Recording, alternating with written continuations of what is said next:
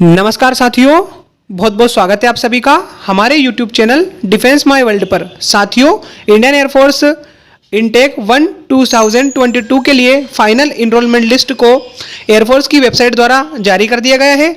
आप official website पर जाकर अपना नाम चेक कर सकते हैं कि आपका नाम इसमें आया है या नहीं। लेकिन साथियों, कई मित्रों के मन में एक प्रश्न उभर रहा है, वो ये है कि आपकी जो फाइनल इनरोलमेंट लिस्ट आई है तो उसमें दो तरह की चीज़ें दिखाई दी है। पहली तो ये दिखाया है कि मेन लिखा है यहाँ पे कॉल्ड अस, और दूसरे में यहाँ पे लिखा है स्टैंड बाय, यानी कुछ बंदों को कॉल्ड अस मेन और कुछ बंदों को कॉल्ड अस स्टैंड बाय। दूसरा जैसे जो जो जो मेन है उनको तो 25 तारीख को बुलाया गया है, यानी 25 दिसंबर को उनको रिपोर्टिंग टाइम दिया गया है, यानी ज्वाइनिंग के लिए बुलाया गया है। वहीं जो स्टैंड बाय हैं उनको 29 तारीख को बुलाया गया है, किसी को 28 को बुलाया गया है। तो कई मित्रों के मन में प्रश्न उठ रहा है कि ये सब क्या है और इन सब की क्या डिटेल्स हैं।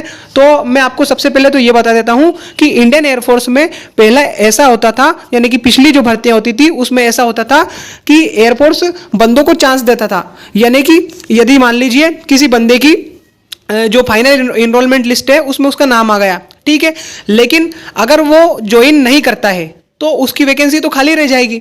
तो उस वजह से उस पोस्ट के लिए स्टैंड बाय, यानी कि कुछ ऐसे बंदों को भी सिलेक्ट किया जाता था जिनका फाइनल इनरोलमेंट लिस्ट में थोड़ा सा नंबर कम होता था, लेकिन उन्हें स्टैंड बाय में डाल दिया जाता था।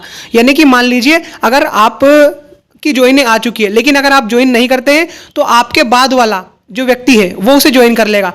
ठीक इसी तरह इस बार भी इंडियन एयरफोर्स की तरफ से मेन और स्टैंड बाय दो तरह की चीजें दी गई है। यानी कि मान लीजिए कि जिन बंदों के नाम के आगे मेन लिखा है उनकी तो 100% तय है कि उनकी ज्वाइनिंग होगी, लेकिन उन बंदों में से भी जो बंदे ज्वाइनिंग ना करना चाहें, यानी मान लीजिए कि अगर आप मेन में आ चुके हैं लेकिन आपकी जॉब और कहीं लग चुकी है, या आपने इंडियन आर्मी में सिलेक्शन ले लिया है, या नेवी की भी अभी वैकेंसी निकली थी तो उसकी भी ज्वाइनिंग अगर आपने ले ली है, तो आपकी वाली वैकेंसी तो खाली रहेगी। तो उसको ज्वाइन करने के लिए, यानी आपके पद को ज्वाइन करने के लिए ये जो स्टैंड बाय वाले बंदे हैं, ये इनका भी विचारों का जो मतलब इनकी भी जो मेहनत है वो वेस्ट ना हो और ये भी अच्छे से अपनी ज्वाइन कर पाए, इसीलिए ये मेन और स्टैंड बाय दो तरह की चीजें दी गई हैं।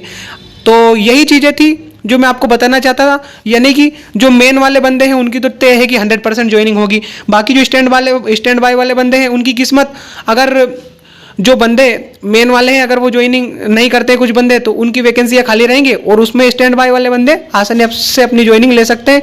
तो यही जानकारी मैं आपको वीडियो के माध्यम से देना चाहता था। आप ऑफिशियल वेबसाइट पर जाकर अपनी इनरोलमेंट लिस्ट को चेक कर सकते हैं, साथ ही अपने नाम को भी उसमें चेक कर सकते हैं। यही जानकारी मैं वीडियो के माध्यम से आपको देना चाहता था। अगर आपको वीडियो पसंद आए तो इसे लाइक एंड शेयर करना ना भूलें। अगर आप हमारे चैनल पर नए हैं और इसी तरह की अपडेट्स पाना चाहते हैं तो हमसे जुड़े रहें और हमारे चैनल को सब्सक्राइब जरूर करें। मिलते हैं नेक्स्ट वीडियो में। जय हिंद।